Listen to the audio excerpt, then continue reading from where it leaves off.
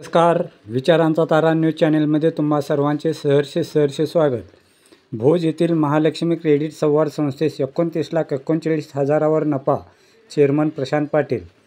भोज येथील श्री महालक्ष्मी क्रेडिट संवाद संस्थेस 29,39,529 रुपये नफा झाल्याची माहिती संस्थेचे चेअरमन प्रशांत पाटील यांनी संस्थेच्या 36व्या सर्वसाधारण सभेत बोलताना दिली.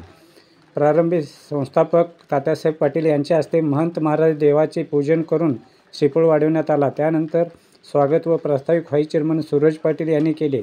तर अहवाल सालात मयत झालेल्या सभासद व मान्यवरांना श्रद्धांजली वाहण्यात आली. त्यानंतर संस्थेचे संस्थापक तात्यासाहेब पाटील व चेअरमन प्रशांत पाटील यांनी महालक्ष्मी संस्था यशस्वीपणे चालवल्याबद्दल त्यांचा विविधोद्देश ग्रामीण कृषी संघ व जय किसान शेतकरी संघटनेच्या वतीने सत्कार करण्यात आला. या प्रसंगी गुणवंत विद्यार्थ्यांना बक्षीस देऊन गौरवण्यात आले. यानंतर अहवाल वाचन करताना चेअरमन प्रशांत पाटील म्हणाले की संस्थेचे 1,349 सभासद असून शेअर भांडवल 13,50,000 रुपये, निधी 3,60,00,000 रुपये, 60,72,753 रुपये, ठेवी 11,01,41,957 रुपये, गुंतवणूक 8,79,56,100 रुपये, कर्जे 5,95,08,124 रुपये, इतर देणे 1,15,75,088 रुपये, बँक बॅलन्स 66,63,019 रुपये इतके असून संस्थेस अहवाल सालात 29,39,529 रुपये नफा झाला असल्याचे सांगून संस्थेमार्फत ज्या सभासदांना आजारपणात बेडची गरज भासल्यास निःशुल्क बेड पुरवण्याचा मानस असल्याचे सांगितले. यानंतर जनरल मॅनेजर राजेंद्र मोगळे यांनी विषय वाचन करून नफा तोटा ताळेबंद पत्रकाचे वाचन केले. या सभेप्रसंगी दत्तचे संचालक आप्पासाहेब पाटील, विविधोद्देश कृषी संघाचे चेअरमन डॉक्टर सुदर्शन मुराबटे, महालक्ष्मी संस्थेचे संस्थापक तात्यासाहेब पाटील, व्हाईस चेअरमन सूरज पाटील, संचालक स्वप्नील पाटील, फणगोंड पाटील, सुरेंद्र माने, तात्यासाहेब भोसले, संजीव मुरगुण, निर्मला पाटील, सुनीता मुराबटे, लतीफ मकानदार, शरद माने, अण्णासाहेब भोसले, भरत गुरव, शीतल मुराबटे, रमेश पाटील, अरिवंडा पाटील, रमेशे, शरद मुराबटे यांच्यासह भोजवाडी येथील सभासद, ठेवीदार, हितचिंतक व शेतकरी उपस्थित होते. शेवटी आभार फणगोंड पाटील यांनी मानले.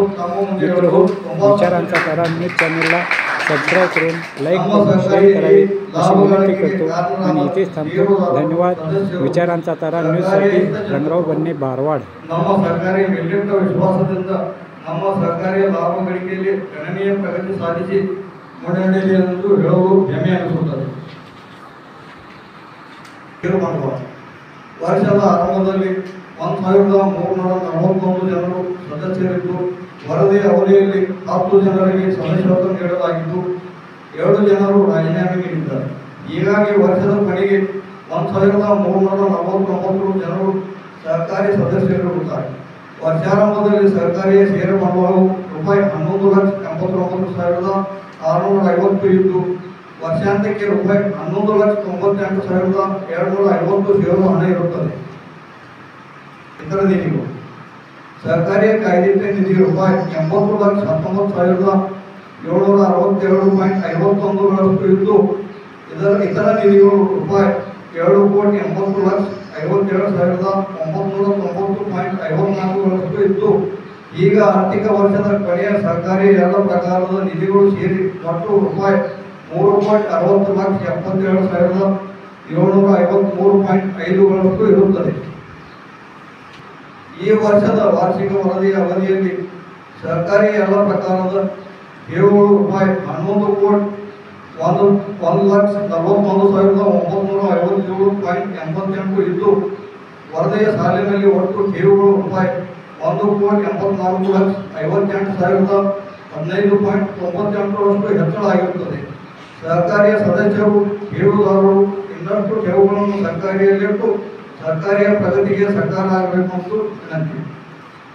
31 ಮಾರ್ಚ್ 2025ಕ್ಕೆ ರೂಪಾಯಿ 5,95,08,124.50 ಒಟ್ಟು ಸಾಲ ಪಟ್ಟಿದ್ದು ಹೋದ ವರ್ಷಕ್ಕಿಂತ ಸಾಲ ಹಂಚಿಕೆಯಲ್ಲಿ ರೂಪಾಯಿ 2,58,719 4.50ರಷ್ಟು ಕಡಿಮೆ ಆಗಿರುತ್ತದೆ.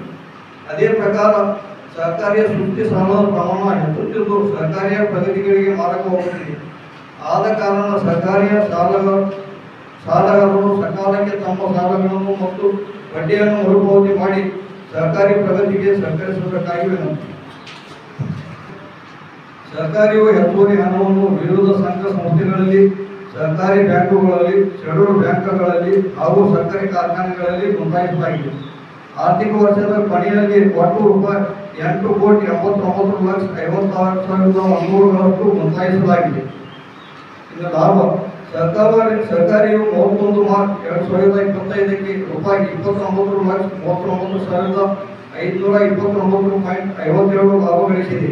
ಸಹಕಾರಿಯ ಸಾಲಗಾರರು ಕಾಲಕಾಲಕ್ಕೆ ತಮ್ಮ ಬಡ್ಡಿಯನ್ನು ತುಂಬಿ ಸಹಕಾರಿಯ ಲಾಭ ಗಳಿಕೆಯಲ್ಲಿ ಹೆಚ್ಚಿನ ಪ್ರಗತಿಯನ್ನು ಸಹಕರಿಸಬೇಕಾಗಿ ವಿನಂತಿ. 8,79,54,100 ರೂಪಾಯಿ. ಸಾಲಗಳು 5,95,08,124.50 ಪೈಸೆ. ಸ್ಥಿರಾಸ್ತಿಗಳು 67,706.60 ಪೈಸೆ.